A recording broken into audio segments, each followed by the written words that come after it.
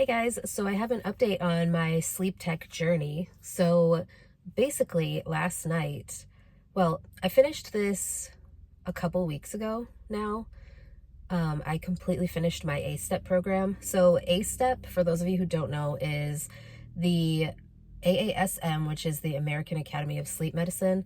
Um, A-Step is their program, which it's like an introductory course to becoming a sleep technologist.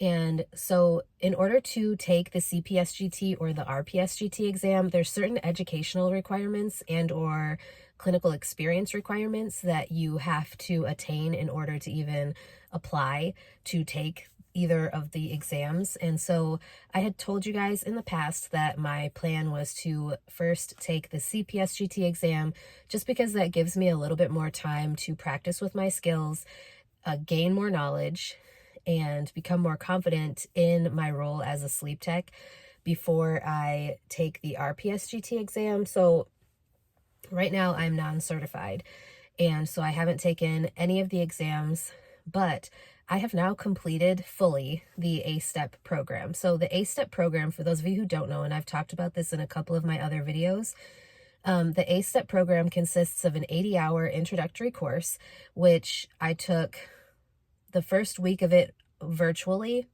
and then the second week I did a few days in person, hands-on, getting training in Memphis, Tennessee, well, suburbs of Memphis, and that was back in February of 2024. And then you have to pass that class. There's a final exam that you have to take, and you have to pass the final exam. Once you pass the final exam, I think you get like 3 tries to pass the final exam. I passed it on my first try while I was still at A-Step class, the in-person class in Memphis.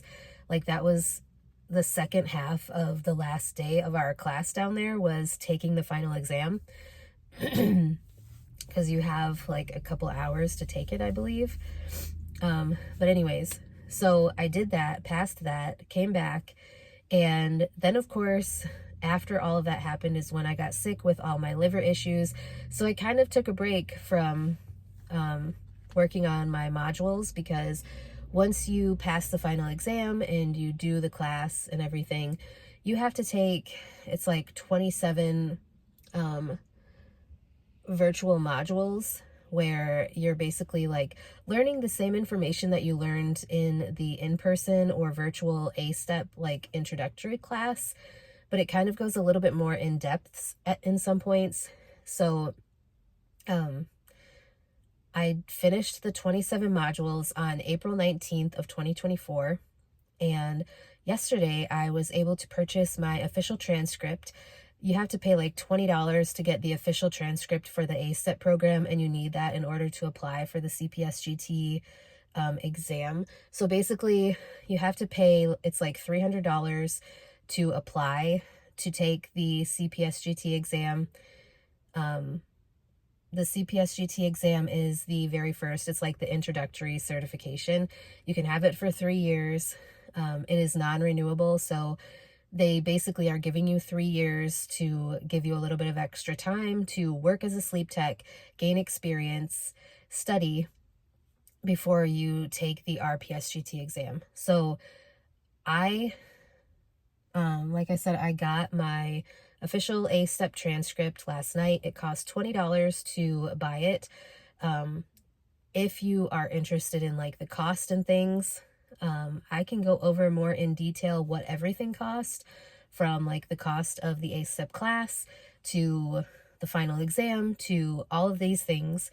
I can go over and break down like piece by piece what everything cost, if that is something that you are concerned about. The hospital paid for a majority of this training for me. I paid out of my own pocket for the virtual modules just because I didn't want to wait forever to take it, and I wanted to do the virtual modules while I still had all of the knowledge fresh in my mind, if that makes sense. So, like I said, I finally finished everything. I paid the $20 last night to get the official transcript sent to my email so that I can apply. I will probably apply to take the CPSGT exam once I get my paycheck this week. I have the money now to pay the $300 to apply for it, but I really want to wait until I get my paycheck in a couple days, just so that like if some unexpected expense comes up, then I don't have to worry about being short on money for some reason or anything like that. So um, I am on track to apply. So basically, once you apply, you like have to give them proof of high school. For the pathway that I'm going on, I can also give you guys more information about the different pathways because there's 3 of them for CPSGT. I can make a whole nother video talking about that, but for my specific pathway, I have to provide them with the official transcript that I completed A step. I have to pay the application fee. I have to provide them with either a high school or college transcript. I don't think those have to be official. And then I have to provide them proof of CPR certification. So what I will probably do is I will probably provide them with my ACLS, because they only require BLS, but I have ACLS, which covers both BLS and ACLS, obviously. So I will probably give them my high school transcript and my A-step transcript, and then my ACLS. I mean, I could very easily give my BLS certification because I have both. I have to have them for the hospital. I didn't have to have ACLS, but I chose to just to gain more knowledge. And so basically, that's what I have to do. And then once you apply, then you have to wait to get approval to schedule the test, if that makes sense. So to schedule the test, I'm going to have to go to like the part of Michigan where my brother lives, which is a couple hours away. And there's a testing center there, and I will have to take it there. But I kind of just want to schedule it so that I know like when I'm going to be taking it, so that I can really focus on studying for it, if that makes sense. So I know that I just gave you a whole bunch of information, but I kind of just wanted to give you guys that little update because it is a new and exciting venture for me. And I'm excited about the potential of making more money when I get my CPSGT, because that will be a raise. Because right now, like I said, I'm a sleep tech non-certified is my actual job title at work. And that's like entry-level sleep tech at my job. So once you get a certification, it bumps your pay up by a couple more dollars an hour.